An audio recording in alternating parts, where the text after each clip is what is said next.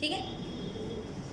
सो ये आ गया आपका polynomials, right.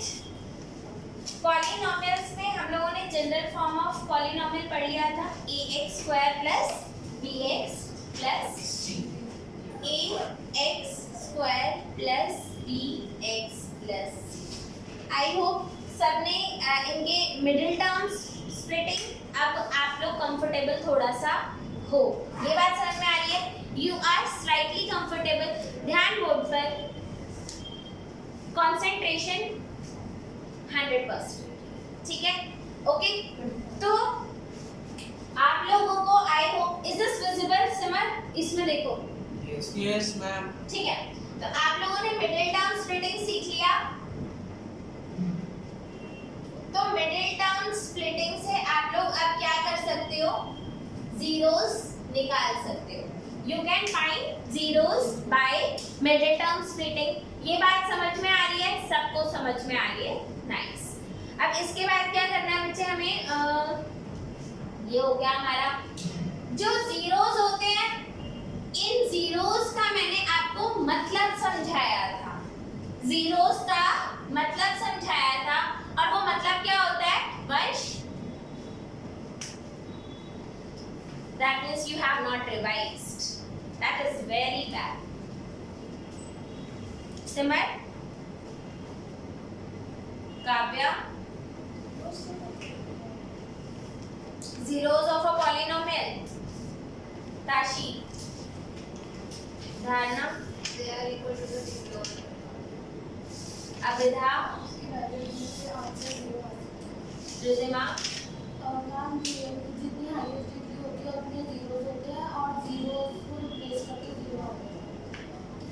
value of x at which y px is 0. For any polynomial of variable x, ठीक है, ax square plus bx plus c, if we have this polynomial, ठीक है, तो what is the zero of the polynomial? It is value of x at which px ले लो या y ले लो is 0। ये बात समझ में आई थी या नहीं आई थी? नहीं आई, ठीक है। इसको प्लीज ध्यान से देखना। एंड आपको ये भी पता है जो डिग्री होती है पॉलिनॉमियल की, उतने ही नंबर ऑफ जीरोस होते हैं, उतने ही नंबर ऑफ जीरोस होते हैं। आपकी 10th क्लास में दो पॉलिनॉमियल्स आप लोगों को करने हैं। One is polynomial ax square plus bx plus c is equals to 0. First is this one. Second, जिसकी डिग्री क्यूब होगी, जिसकी डिग्री तीन होगी, ठीक है। आई बात समझ में? So you have to do ax square plus bx plus c and you have to do ax cube plus bx square plus cx plus d is equals to 0. तो first of all we will make ourselves comfortable with this form. तो मैं अभी दूसरी form की बात नहीं कर रही। Right now we are talking about a polynomial which has degree 2. ये बात समझ में आई या नहीं आई? आ गई, ठीक है। अब आप लोगों को ये बात समझ में आ गई। So it is value of x at which px is 0. एक बात याद रखना, डिग्री कितनी है? 2। तो आइडियली इसके कितने जीरोस होने चाहिए? 2। इनके ग्राफ पता है कैसे आते हैं? इनके ग्राफ कुछ इस टाइप से आते हैं। Your first graph will be first। मैं अभी इनको ग्राफिकल समझा रही हूँ आप लोगों को, ठीक है। So now I'll explain you graphically. अब अगर हम इस बात को समझे बच्चे, in first case it is cutting your x axis है 2 points। कितने पॉइंट्स पर कट कर रहा है? 2 पॉइंट्स पे कट कर रहा है। And these are two distinct points, two different points। Are they two different points? आई बात समझ में? तो इस केस में आपके जीरोस क्या हो गए? One is your alpha, other is beta।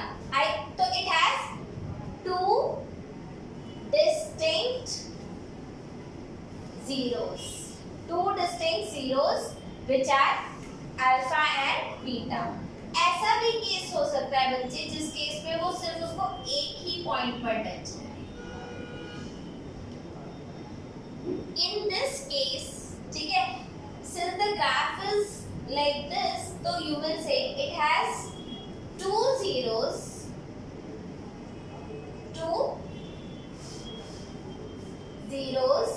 which are same। आई बात समझ में? दो जीरोस हैं और दोनों ही सेम है। क्या मैं इस केस को बोल सकती हूँ alpha is equals to beta?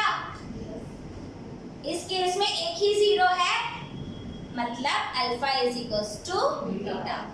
अगर ये केस है बच्चे तो ये बात समझ जाना।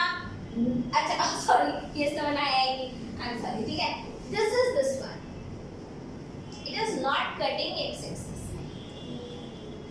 and any number that cannot be represented on the numbered line x axis, वो आपका रियल नहीं है। वो आपका रियल नंबर पढ़े थे ना? रियल नंबर क्या होता है? Real number is any number that can be represented on a number line. So what is real number? Real number is number. What is real number? Your real number is any number that can be represented on a number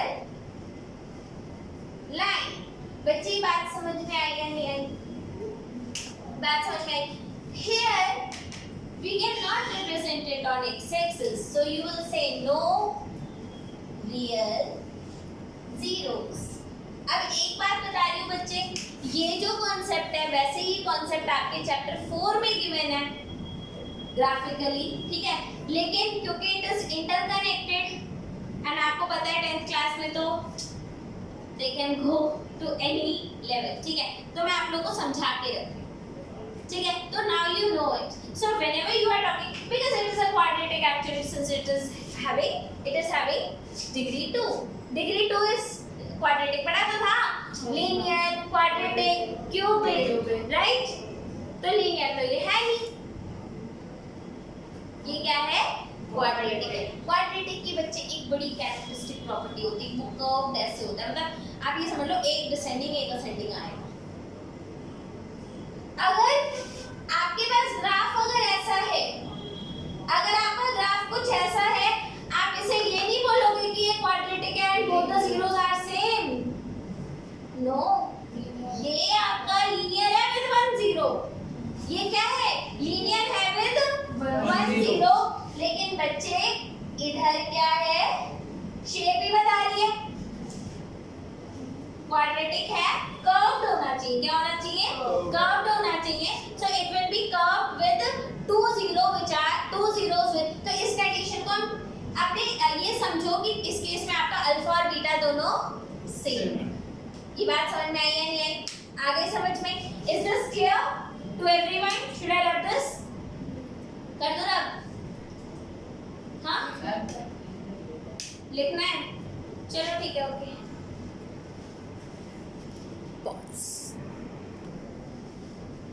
यहाँ तक आप लोगों को ये बात समझ में आ गई बच्चे? ठीक है, बच्चे था चलो बोल दे। मैं एक बारी पढ़ा रही थी, मैं एक बच्चे को पढ़ा रही, AC प्लस AC कितना होगा? 2AC होगा। एंड ही वाज लाइक हाँ AC प्लस AC 2AC। तो ये बच्चे तो कुछ भी करते हैं, ठीक है। अब कुछ अच्छे क्वेश्चंस करने हैं, ठीक है। मैंने आप लोगों को जो अभी सर ने आप लोगों को सिखाया तरीका वो बिल्कुल वैलिड है, बिकॉज़ सर भी वैलिड।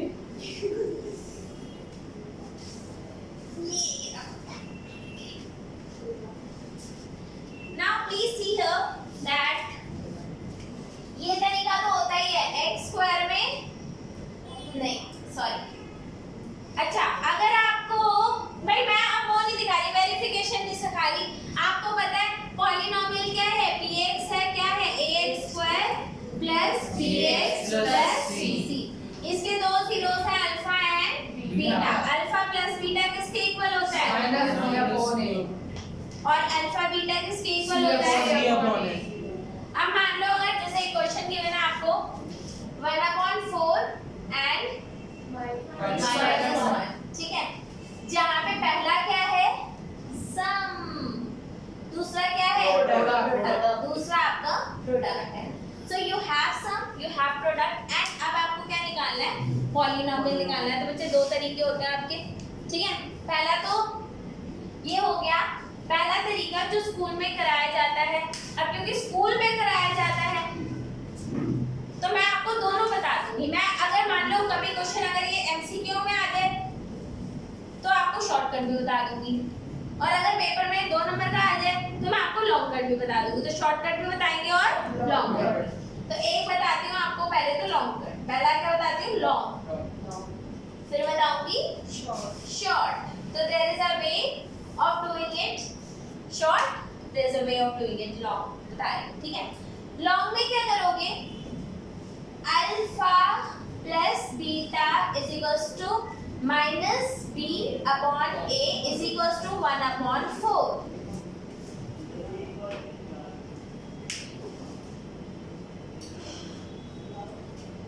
आपको लॉन्ग कट के लिए एक बात का ध्यान रखना होगा कि सम एंड प्रोडक्ट दोनों के ही डिनोमिनेटर सेम हो, दोनों के डिनोमिनेटर सेम हो, क्योंकि आपको पता है एक तरफ माइनस b अपॉन a आएगा, दूसरी तरफ c अपॉन a।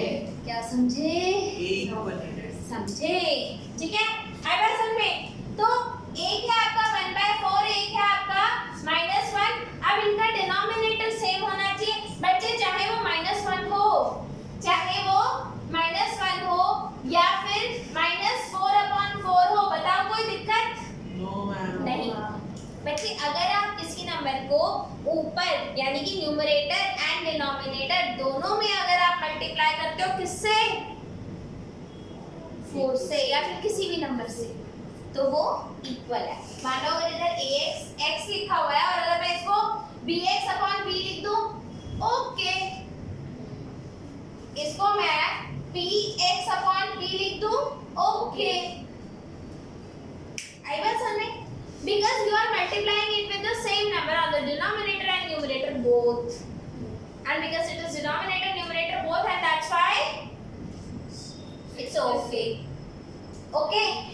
बहुत सारा होगा, आगे बढ़ते हैं। Okay fine। अरे नहीं यार छोड़ दो, ये क्लियर है? Alpha plus beta is equals to minus b upon a is equals to 1/4। Alpha beta is equals to c upon a is equals to -4/4 on comparing LHS and RHS। on comparing LHS and RHS आप कह सकते हो -b is equals to 1, -b is equals to 1 बोले तो b is equals to -1, b is equals to -1। Similarly, c is equals to -4, a is equals to 4। आपके पास a आ गया, आपके पास b आ गया, आपके पास c आ गया, a b c तीनों आ गया। अब कर लो ax square plus bx plus c, तो पॉलिनोमियल ऑफ वेरिएबल x कितना हो गया? ax square 4x square plus b यानी कि -1x -4, ये आपका पॉलिनोमियल आ गया। बच्चे अब चाहे आप इस पॉलिनोमियल की वैल्यू निकालो और चाहे इसको k से मल्टीप्लाई करके निकालो, आंसर हमेशा सेम आते हैं। इसीलिए to be on a safer side हम इधर क्या कर देते, साइड भी use to write here k 4x square minus x minus 4। ठीक है, आप ऐसे करो। ठीक है, एनसीईआरटी में ये तरीका मेंशन्ड है, एनसीईआरटी में ये तरीका मेंशन्ड है, ये एनसीईआरटी का तरीका है। स्कूल में क्या पता वो लोग एनसीईआरटी के तरीके से कराएं। ठीक है, एंड आप लोगों के स्कूल में ये बहुत बड़ी ताकत है कि वो मेथड के नंबर काट लेंगे, है ना। तो आपको उस तरीके से करना है जिससे स्कूल वाले बोले हाँ, you have to be mature in everything is okay, लेकिन स्टिल आपको इस तरीके से करना है। यहाँ पे कोई प्रॉब्लम है तो बताओ, आएगा समझ? अब इधर देखो बच्चे, यहाँ पे देखो शॉर्टकट एक्स स्क्वायर लगाया, बीच में लगाया माइनस साइन, एक्स स्क्वायर के साथ एक्स गंदा बना दिया, एक्स स्क्वायर लगाया आपने, माइनस साइन लगाया, alpha plus beta x, alpha plus beta x plus alpha beta, x square minus alpha plus beta की वैल्यू कितनी है 1/4 एक्स प्लस अल्फा बीटा यानी कि -1, तो आंसर आ गया x square minus 1/4x minus 1। ये भी ओके है, ये भी ओके है। अब आप कहोगे वो आंसर और ये आंसर तो सेम नहीं है, आप बोलोगे वो आंसर और ये आंसर तो सेम नहीं है, बच्चे 1/4 कॉमन ले लो या फिर एलसीएम ले लो, तो क्या आ गया 4x square minus x minus 4/4, 1/4 बाहर आ गया, 4x square minus x minus 4, ये आपका k बन गया ना। k can be any constant. तो पेपर में अगर ऐसे ये आंसर दे रखा हो तो भी ठीक है, ये आंसर दे रखा हो तो भी ठीक है, कोई k ले रखा हो कुछ ले रखा हो तो भी ठीक है। तो आपको इतना मैच्योर होना है to differentiate that this is the answer and that's how you have to do. ये बात समझ में आई या नहीं आई? आ गई? इसको भी प्लीज नोट डाउन कर लीजिए रिस्पेक्ट के साथ, ठीक है भाई। एक काम कर लेना कि लास्ट में इस 1/4 को हटा करके आप लोग k 4x square minus x minus 4 लगा देना। लास्ट में किसी भी पॉलिनोमियल में ये k मेंशन करना बहुत ज़्यादा जरूरी है, अदरवाइज नंबर कटेंगे एंड 100% कट जाएंगे, ठीक है। इतना कर लो, फिर नेक्स्ट क्लास में थोड़े अच्छे क्वेश्चंस करेंगे, ठीक है। Okay, bye bye.